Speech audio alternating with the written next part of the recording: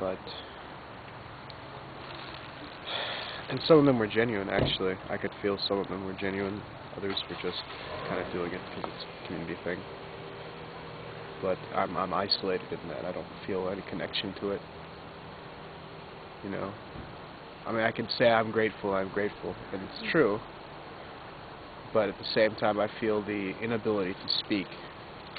The inability to speak because of what I see is simply too far outside the bounds, the box that everyone lives in.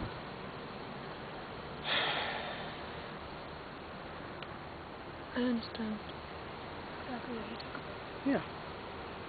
It's like...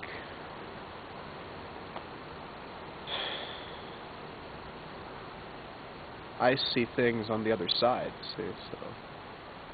what I see is, on the other side things are whole, but on this side it's not. And that's the darkness. The darkness is the part that's not whole. So, you know, with the type of light consciousness teachings you find in a New Age, what you get is you get these boosts of energy. It's like a drug in a way. It boosts your energy temporarily. Then you got to go back to your life, and it's all downward spiral from there. And the truth is that this type of activity can't really solve the crisis of the world system. It doesn't really address the truth. It doesn't address the understanding of why we're here. They talk about God, but they've never seen God. Very few of them have seen God, or they've seen pieces of God, and they say, oh, I've seen the light and now I see everything, but that's not the whole thing. You've never seen the whole thing. You don't even know why you're here. Where did you come from? If I quizzed any of them, they wouldn't be able to answer. You know, where did you come from? I came from God. What is that?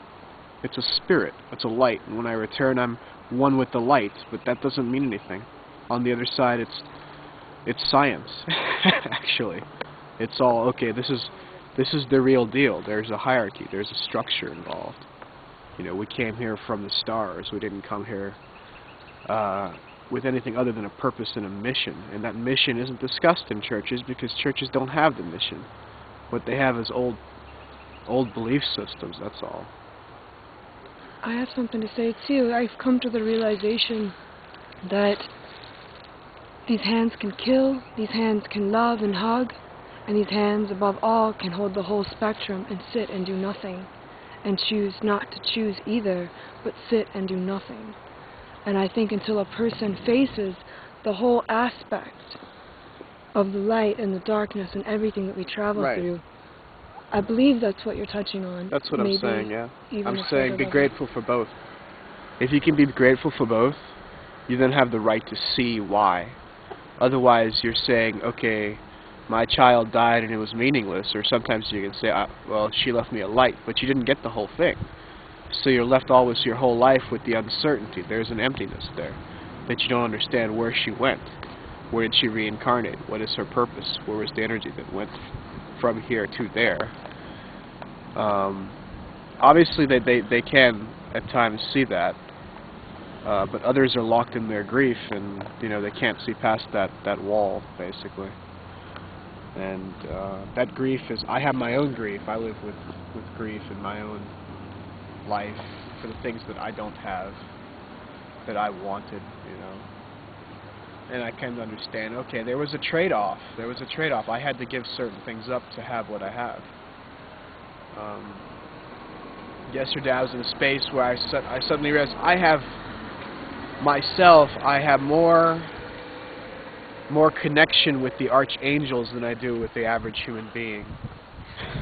Really, I understand archangels better than I understand people. It's a weird realization that that's my family over there, and here my family doesn't know me. It's like, how can I live that way? How can I live that way and say I'm happy and I'm in love with everything?